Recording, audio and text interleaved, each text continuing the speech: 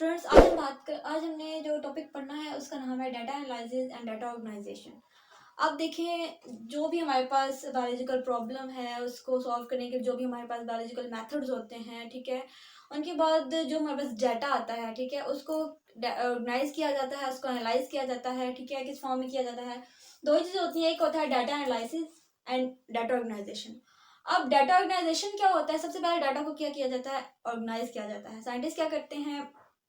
कोई भी उनको एक्सपेरिमेंट करना है, ठीक है, उसके लिए उन्हें क्या चाहिए? डाटा को ऑर्गेनाइज करना, ठीक है, उसको स्टैटिकल फॉर्म में, मैथमेटिकल फॉर्म में, चार्ट्स के फॉर्म में, ग्राफिक्स के फॉर्म में, मैप्स की फॉर्म में, डायग्राम्स के फॉर्म में, ठीक है, वो डाटा को क्या करते हैं? कलेक्ट करते हैं, ऑर्गेनाइज करते हैं, ठीक है। इसके बाद जो देखते हैं कि उस डाटा में से उनको क्या इन्फॉर्मेशन मिल रही है, कौन सी जो है वो चीज़ मिल रही है, ठीक है। अब डाटा तो हो गया ऑर्गेनाइज, ठीक है। इसके बाद वो क्या करते हैं? डाटा एनालिसिस करते हैं, ठीक है। एनालिसिस की जो है वो दो तरह की होती है, एक इन फॉर्म ऑफ रेशो और एक इन फॉर्म ऑफ प्रोपोर्शन, ठीक है।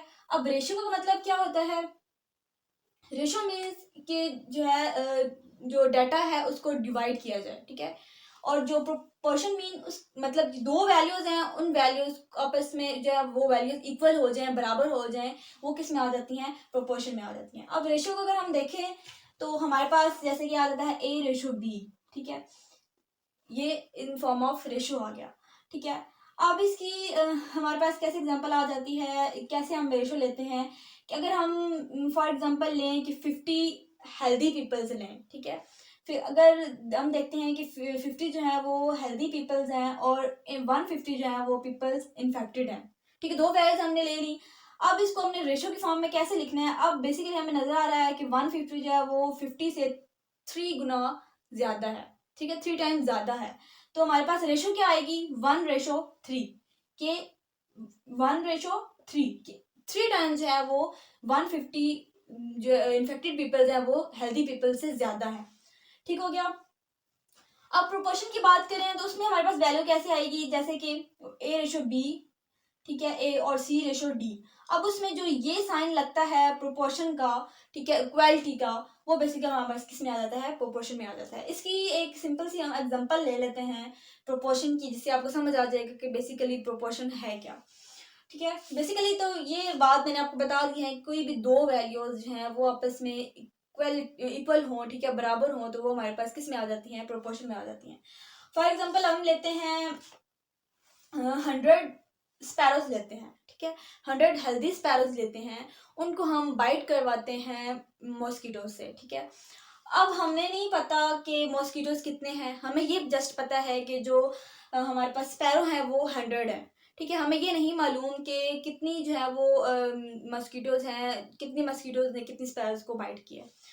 अब उन 100 स्पैरोज में से, ठीक है, बाइट करवाने के बाद उन 100 स्पैरो में से 20 जो है वो हम ले लेते हैं ऐसी स्पैरोज जिनको हमने ऑब्जर्व करना है। 20 स्पैरो को जब हमने ऑब्जर्व किया, उनमें से हमने ये देखा कि जो 14 स्पैरोज हैं उनको मलेरिया हुआ है, बाकी जो हमारे पास पीछे बच जाती हैं 6 स्पैरोज, उनको मलेरिया नहीं हुआ, वो हेल्दी हैं, ठीक है। ये बात हमारे पास आ गई एक बात, ठीक है। अब पहली बात हमारे पास क्या है कि 100 स्पैरोज हैं। दूसरी बात हमारे पास क्या है कि उन 100 में से 20 स्पैरोज हमने ली और उनमें से क्या हुआ कि 14 स्पैरोज को मलेरिया हुआ हुआ था और जो बाकी 6 रिमेनिंग थी उनको मलेरिया नहीं हुआ हुआ था। अब प्रोपोर्शन में क्या होता है कि 3 वैल्यूज ऐसी होती हैं जो नॉन होती हैं, ठीक है, जो हमें पता होती हैं, उनमें से एक वैल्यू ऐसी होती है जो हमें नहीं पता होती, जो हमने मालूम करनी होती है, ठीक हो गया। अब रेशो 1 हमारे पास क्या आ गई? 14/20। इससे क्या साबित हुआ कि जो 20 हैं वो स्पैरो हमने ली और उनमें से 14 जो है वो मलेरिया का शिकार हो गया, इफेक्टेड है, ठीक है। अब सेकंड हमने क्या लिया? रेशो 2 हमारे पास क्या है? X/100। अब जो वैल्यू नॉन नहीं होती उसको हम कोई भी नाम देते हैं XYZ, ठीक है। हमने यहाँ पे अननोन वैल्यू क्या किसका नाम दिया? X, ये हमने मालूम करनी है। बाकी 3 वैल्यूज हमें नॉन है कि 14, 20 एंड 100। 14 जो मलेरिया से इफेक्टेड हुई है, 20 जो हमने 100 में से 20 ली, और टोटल कितनी है हमारे पास? एक्चुअल स्पैरोस कितनी है? 100, ठीक हो गया। अब हमने इसको कैसे करना है? हमने करना है X/100 इज इक्वल टू 14/20। अब इक्वल जो है वो प्रोपोर्शन का निशान आ गया, ठीक है, दोनों वैल्यूज जो है वो क्या हो गई हैं? बराबर हो गई हैं।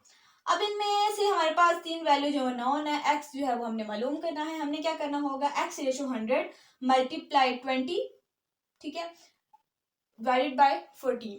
अब बेसिकली नॉर्मल जो हमारे पास जवाब आता है वो आता है 70। इस बात से क्या साबित हुआ कि जो 100 में से 70 जो स्पैरोज हैं वो मलेरिया से इफेक्ट हुई हुई हैं, उनको मलेरिया हो गया है, और बाकी जो रिमेनिंग रह गई हैं उनको मलेरिया नहीं हुआ। मीन्स क्या कि 70 स्पैरोज हैं उनको मलेरिया हो गया, और जो बाकी रिमेनिंग 30 रह गई हैं उनको मलेरिया नहीं हुआ। क्या किया हमने, इस तरह प्रोपोर्शन से हमने क्या एनालाइज किया कि जो हमें 3 वैल्यूज गिवन थी, उनमें 3 वैल्यू से हमने एक वैल्यू जो हमें नॉन नहीं थी वो हमने मालूम कर ली। ठीक है, ये बेसिकली हमारे पास किस में आ जाता है, प्रोपोर्शन में आ जाता है। ठीक है, डाटा एनालिसिस में आ जाता है। अच्छा, ये हमारा चैप्टर जो है वो कंप्लीट हो गया है। चैप्टर नंबर 2 था सॉल्विंग अ बायोलॉजिकल प्रॉब्लम। इसमें कोई भी किसी किस्म की अगर कन्फ्यूजन है तो वो आप कमेंट बॉक्स में मुझसे पूछ सकते हैं। मिलते हैं अपने नेक्स्ट चैप्टर में, नेक्स्ट लेक्चर में, नेक्स्ट चैप्टर में बात होगी। अब दुआ में याद रखिएगा। अल्लाह हाफिज़।